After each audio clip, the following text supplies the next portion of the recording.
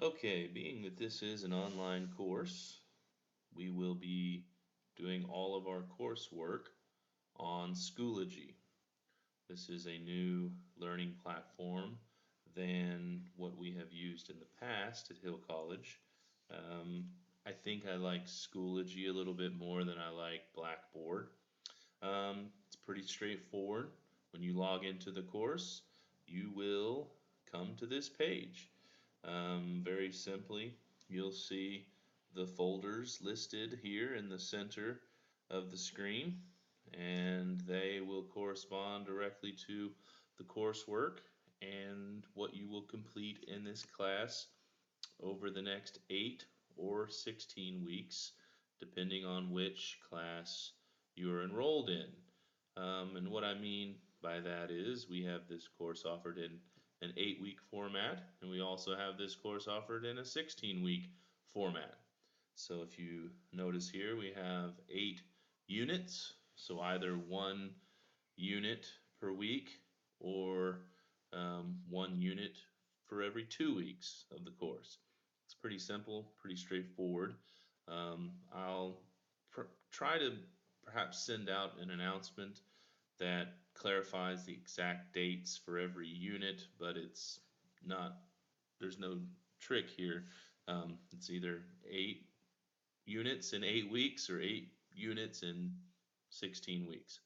But when you do log into the course, it may look a little bit different for you because you're a student and you're going to have a different view than I have as an instructor, but you'll start here as it says start here. That's the very first place you will go on day one of the course. This should be completed the very first day of class, that first Monday. Now, if you enrolled in the class a little bit late, sometimes that happens. You know, it should be the very first thing you do. So when you click here on the Start Here folder, there'll be a list here of what you're going to do right away. Clicking this link will take you to the content of this folder, which is going to have the video that you're listening slash watching right now. You'll see that video there, and you will see your syllabus, and there will be a syllabus exam. It's very simple, very short, but it's required that you do it because that is part of how we will validate that you actually attended. This isn't a class where you show up and we talk face to face. All of our interaction is online, so we have to have some way of gauging your attendance in an online classroom. Then you're going to read a handout that I put together called Defining the Study of Humanity, where it will list some definitions from various college and university websites around the nation from their humanities department, and as well some other sources of information about what the humanities are. Um, and then you will complete a discussion that will be based on that handout as well as a brief TED Talk about why study the humanities. But that's everything you're going to do the very first day that you log into the course. It's how we will monitor and validate and verify and substantiate that you actually attended the course. So that's a little bit about what you will do when you're in the course. Let me show you again back here at the home page. And you can always get back to this screen here by clicking on materials, as you see here on the left. Every day you log into the class, where depending on where we are in the course, you will you'll open up one of these folders and you will follow the instructions you find there. I'm trying to be very thorough in my explanations, but it'll tell you what to read, it'll tell you what to watch and view, and then the discussions will be guided and you'll be given some direction, and then you'll have a summary response for every unit, and then we have um, some exams that are based on the units as well. I think there's 4 exams apart from the syllabus exam that you'll take, and So that covers 2 units per exam. But yeah, let's get to the syllabus because I think a lot of the questions I might be trying to answer preemptively, we can address in a very organized, logical manner by looking at the syllabus. So if you go to the Start Here folder, you click here. This is everything you're going to do on the first day.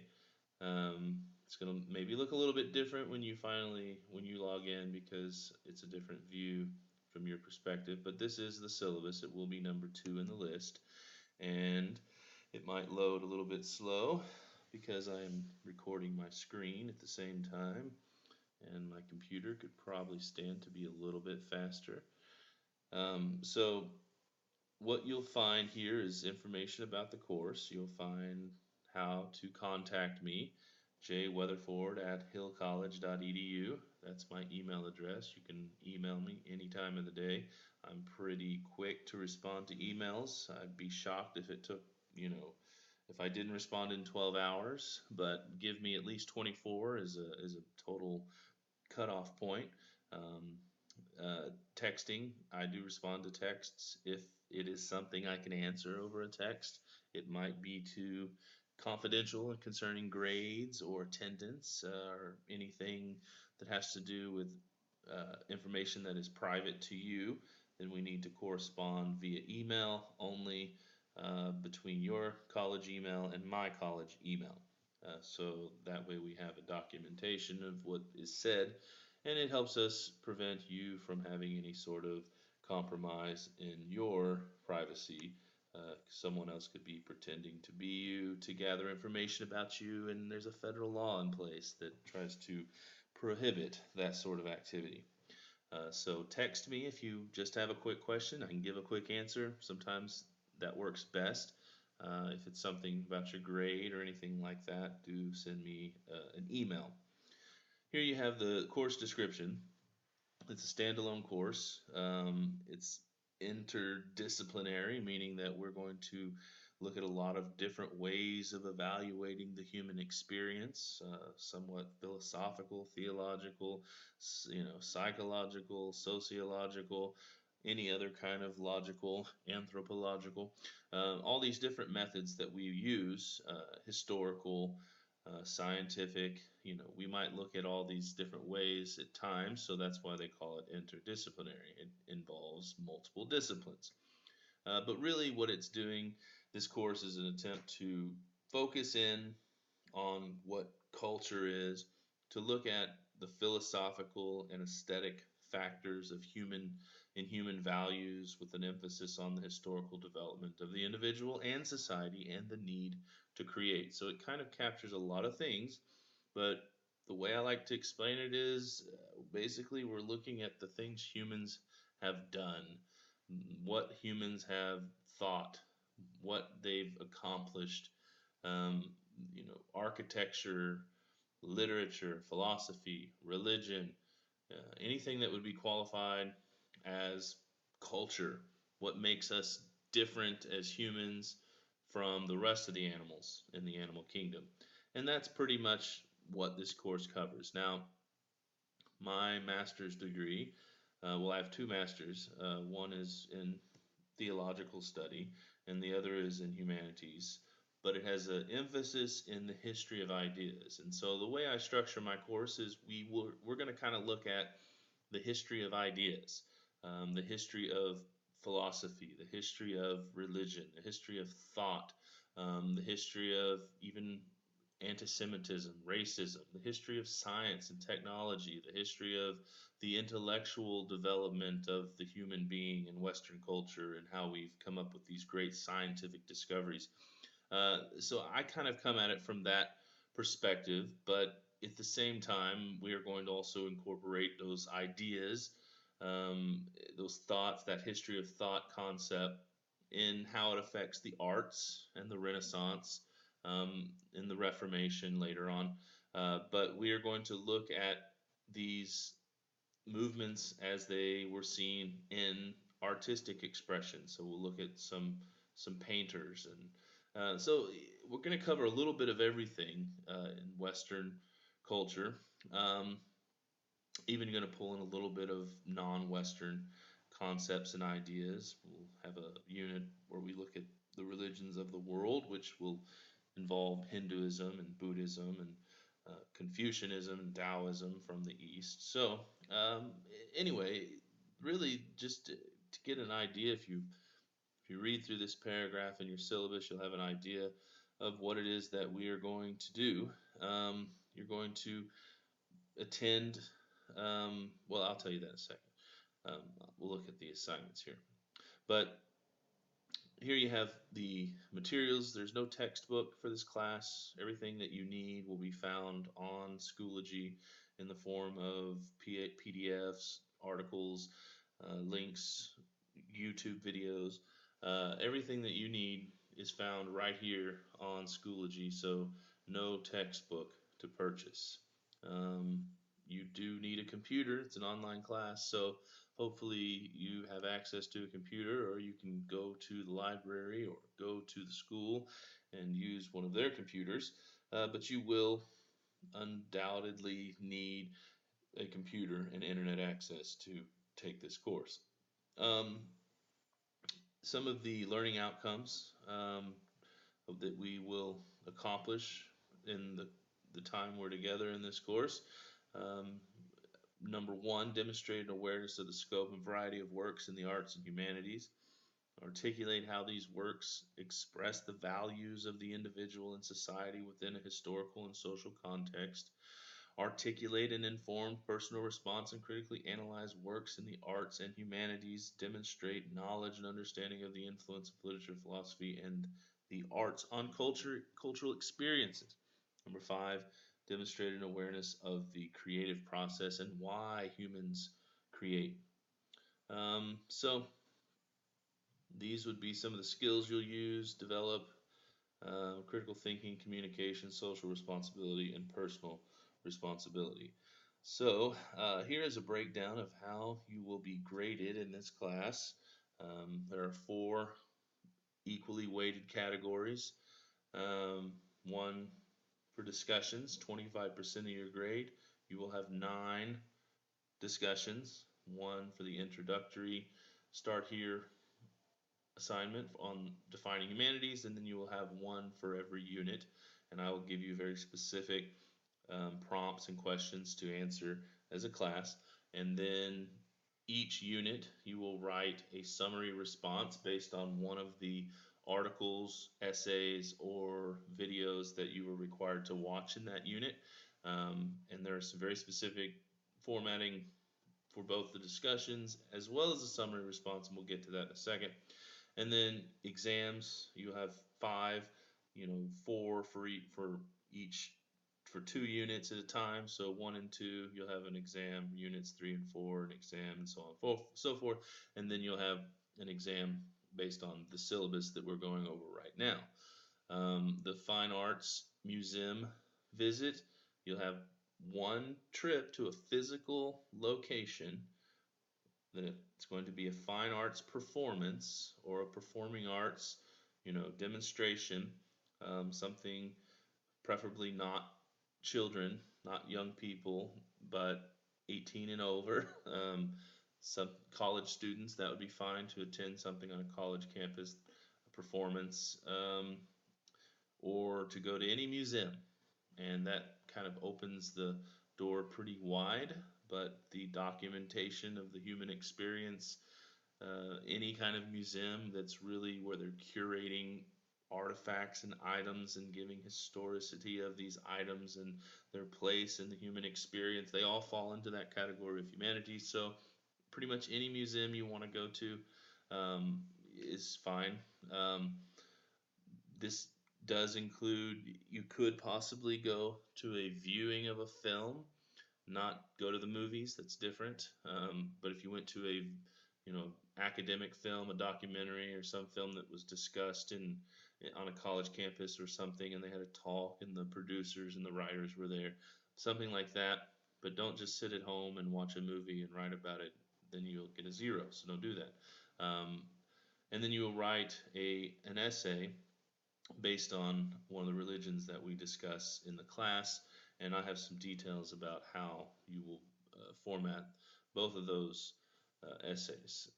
So some course policies here, just basically, you know, do your work, don't be lazy. That's the summary of that. If you're a student with a disability and you do require some kind of accommodation, you know who you are, just let me know. Title IX basically deals with anything that's considered harassment in a sexual nature or has to do with gender or sexuality, anything like that. If you feel there's some violation or some sort of issue, you can contact Jamie Jaska. Um, let's see. Here's your assignments. So the discussions um, deal with um, different topics that we'll cover in each unit, where we'll kind of narrow in and we'll discuss those issues on a more personal level. Maybe get you to give kind of your response, your thoughts, and how I'm going to grade you. A lot of it depends on that you're really processing the questions and you're thinking about them. On some of these, there's no wrong answer. You can just say kind of your what you think. Just be thoughtful and be genuine and be sincere and be honest, and then share what's on your mind. Some of these, most of these discussions are just to kind of talk out difficult issues, difficult angles.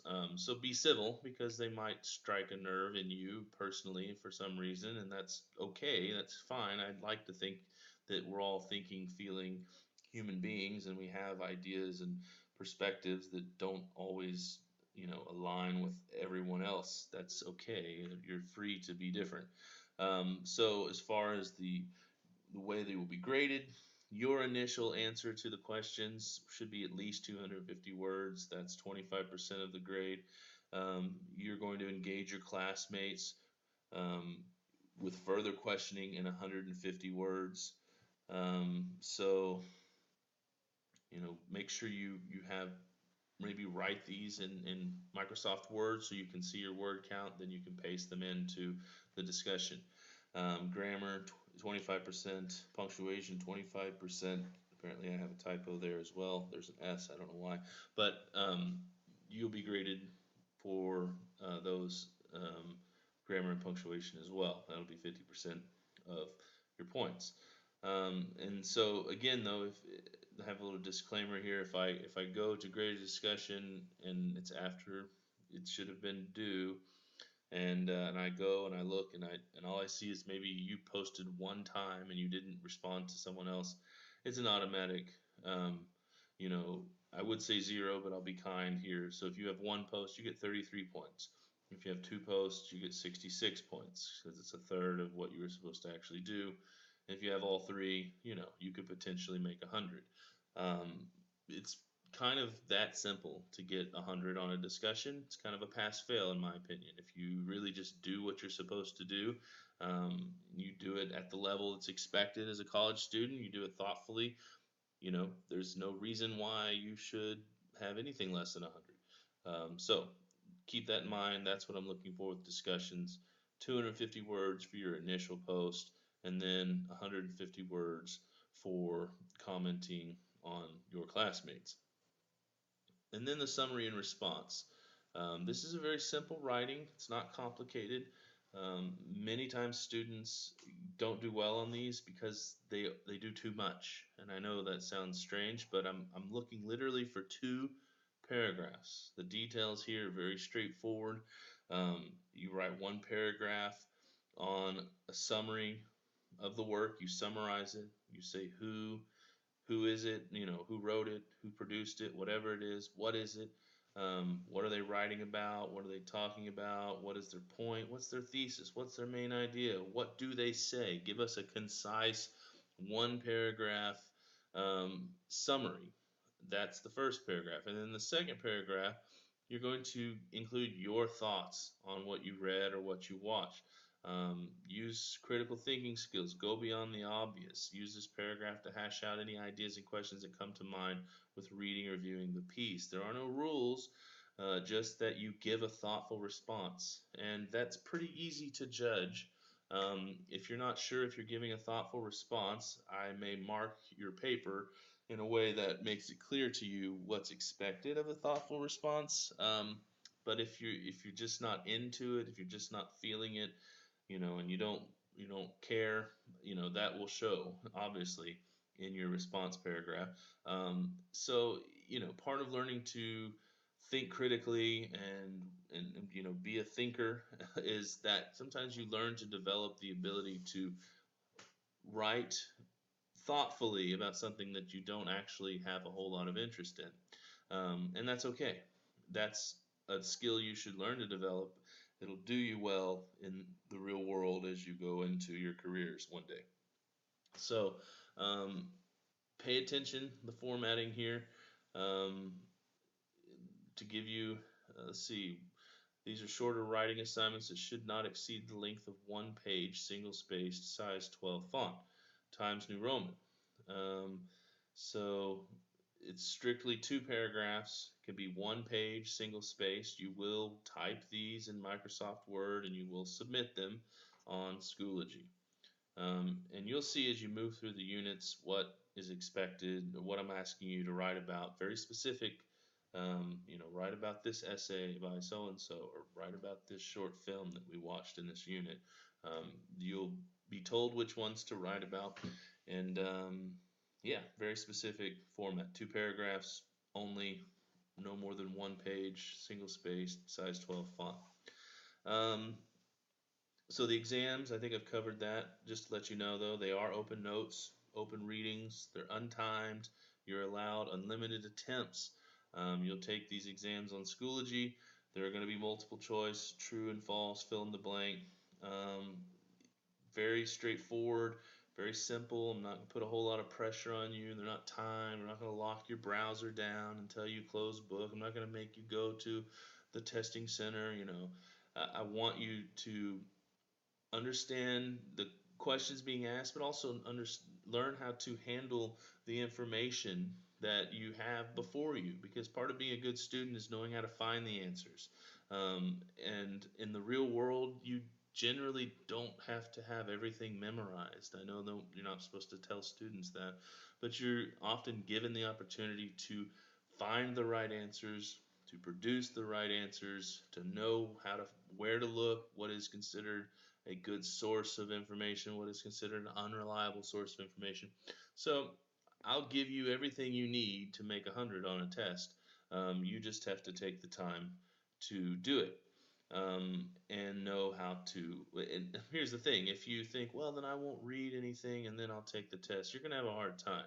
But if you've read through the course materials as we move through each unit and you're taking notes and you're thinking and you've written a summary response on some of these things that are going to be on the test, you've engaged in discussions that engaged the materials that we were given in each unit, you're going to not have a very difficult time acing these tests. So that's all I'll say. And then the last category is the writings that you'll do that are a little more substantial. One being the fine arts visit. It's worth 12.5% of your grade, overall grade, and the religion essay is worth 12.5% of your overall grade. And together they are in one category, which is 25%. So math is not my best subject, but 12.5 plus 12.5 is 25. So the fine arts visit. Basically, anything that has to do with the arts, anything that has to do with museums, they're fair game. And I've given you a list of possible places to attend here. I've also given you this website called artandseek.org. If you go there, you can narrow in on some of the results to show free events. All of the major museums in Fort Worth and Dallas, I can vouch for Fort Worth. I don't know about Dallas 100%, but most of them have free days. And you as a student are already going to have a discount if you go on a day that's not free. But you should be able to go on Thursdays after 5, I think. Um, it should be free on some of these. And then on top of that, almost all of these exhibits, all of these museums have a free exhibit that's always open to the public. So again, the formatting is very specific, but it's not very long. I'm looking for 150 words where you summarize the event. Um, who, what, when, and where. What did you go see? Who was it about? Where. Just the simple basics. Just tell us where you went. Then in about 150 words, you're going to give your reaction. So again, it's kind of a summary response kind of format again, and you're going to just say, what you learned, what you liked, what you didn't like, what you'd recommend, any way that you can fill those 150 words with a thoughtful reaction to your visit. um, Please, by all means, go for it. There's, those are recommendations, but that's just what I'm looking for. Is your reaction. The most important part of the fine arts visit or the museum visit is some way of proving you were there. Um, so if it's a ticket stub for your attendance, it could be validated parking, sticker, pass, whatever. It could be a selfie of you at the exhibit or at the front door of the place, or several pictures that somehow prove that you were actually there. Um, that part is non-negotiable. You have to be able to prove you actually attended it. The burden of proof is on you. It's not on me. You need to be able to prove it, just as if you were trying to, support an alibi you had and you were in court. You'd want to have evidence to prove it. Well, that's what I'm looking for. So somehow prove that you actually attended the event. The best way to do that is a ticket stub or a brochure or a pamphlet or a parking ticket, something that proves you were there. A selfie alone may not be enough, and it just depends because I'm gonna sort of look at what you give me, and I may say that doesn't really prove you were there. So keep that in mind. The religion essay is basically it's just a simple 5 paragraph argument paper, some kind of thesis claim, 3 points of support for your claim. This class approaches the humanities in a history of ideas format. Among the great ideas of the human experience is the idea of God, gods, and goddesses. For this reason, we will look at the major religions of the world, as well as some of the common elements of Christian influence upon Western civilization and culture. This class likewise gets at some of the weightier problems of religion in the history of ideas, such as the compatibility of faith and reason, science and religion, the problem of evil, theodicy, and theological antisemitism. This essay will be a 5 paragraph essay. What this means is that you will have an introductory paragraph that starts broad, then narrows down toward your thesis. A thesis is a single sentence in your introduction that makes a claim and supports it with proof. For example, a crude thesis template could be blank is blank because blank, blank, and blank. I know that might sound a little bit confusing at this point, but don't be confused. Um, Something is something because here's my 3 points of evidence to prove it. For example, the first blank is the thing you're writing about. So Buddhism is blank because. Okay, the second blank follows your is, that's your claim. This is what you are claiming about the first blank. For example, Buddhism is more of a philosophy than a religion because. Um, the last 3 blanks in the thesis are going to be what your body paragraphs will be about. Okay, so Buddhism is more of a philosophy than a religion because, first blank, it focuses on thought. That's going to be its own paragraph. Ethics, that's going to be its own paragraph. And it's non-theistic, so that's going to be a paragraph. That's just an example. Now you can formulate a thesis and write a 5 paragraph essay based on several topics that I give you here at the bottom. But this would be your outline. This is very basic college level 5 paragraph essay. All of you are in 1301. This is college level, so you should all be familiar with the 5 paragraph essay. Um, Here you see the outline I'm looking for. Very simple, very straightforward. You will write it in MLA 8th edition. You will include a works cited page. You will quote the course materials that are provided. And you will also use at least two peer-reviewed scholarly sources from the Hill College database. So you will get to that by clicking on this link here, found in the guidelines, or navigating through the college website to the library. Um, okay, so a little bit of a disclaimer that I give you here.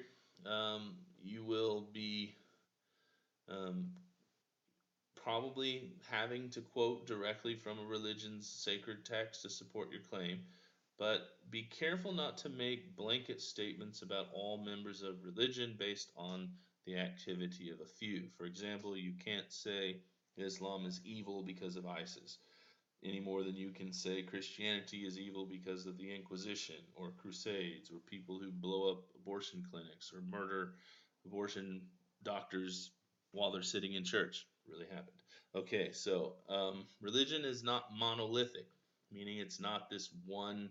Not people in a religion are not all exactly the same. There's so many variations and shades of interpretation of religious text within a tradition. I mean, don't even get me started. So, not all the members are going to be the same. So, for this essay, you're analyzing and critiquing, evaluating beliefs, ideas, practices, not people.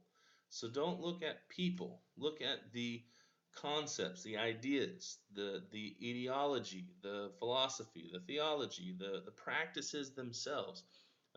Don't attack people. Don't criticize the people who do these things as much as you are free to evaluate the ideas, examine them, talk about them. This is as much an argument claim kind of paper as it is an exploratory essay for you to go deeper into understanding about a religion. And so, with that being said, um, I'd like you to keep it focused on some of the topics I have here. Um, you know, i- Many of you are probably from a Christian tradition. Okay, so don't don't do what's most comfortable for you. I know you don't want to hear that. I never wanted to hear it when it was said to me. But the truth is, it's easy to try to stick to what is comfortable and avoid, going into examining things that are outside of our comfort zone. Um, but I would recommend go somewhere you've never gone before in this paper. Look at Islam, look at Buddhism. Um, Deal with if you're going to deal with something from a Christian perspective, and you practice Christianity yourself, which is very common given the location where we are. Um, Try to look at the questions that are difficult to answer and write about faith and reason, science and religion, anti-Semitism. Okay, these are all topics that are in the realm of religion and religious ideas. So there you see a breakdown of your topics you can choose from. Um, yeah, so 3 to 5 pages long, MLA, so that means 1 inch margins, size 12 font, double spaced, very specific details. I'm going to mark off pretty quickly if I see things that are not MLA 8th edition. That has to do with how you organize the essay as well as how you handle your sources. And here we have a course plan, and I've highlighted things in different colors. And this is, for the most part, I think pretty accurate. What you see here. I still might need to tweak it a little bit before um, we start the course, but this is pretty much a breakdown of how we will move through the class, beginning with Unit 1, Humanities, Values, Origins, and Myth, and then we move through Egypt and Rome and Greece. We look at the major religions of the world in Unit 3. Um, Unit 4, we talk about medieval thought, philosophy of religion, anti Semitism, and then move into Unit 5, the Renaissance, Italian and Northern, Reformations in Unit 6, and then Unit 7, we look at a guy from the Baroque period named Caravaggio, really interesting artist. And then the last unit we'll cover in this class will give kind of an overview of the history of science and technology, and we'll look at the intersection of science and religion. So this is everything you need to know about the course and how we will conduct our time together as we learn. You should be In any course you take in college, you're expected to spend 3 hours for every hour you spend in class. So if you have a 3 hour class, that means you meet 3 hours in class a week. Then you multiply that times 3. So you should be spending 9, 10, 11, 12 hours a week on this course, as you should in every course that you're enrolled in. So, with nothing more for me to say on my end, I'm just going to bring this introduction to a close. If you have questions, you can contact me on my email, jweatherford@hillcollege.edu, or you can text me at 817-713-4802. If you have any questions, let me know.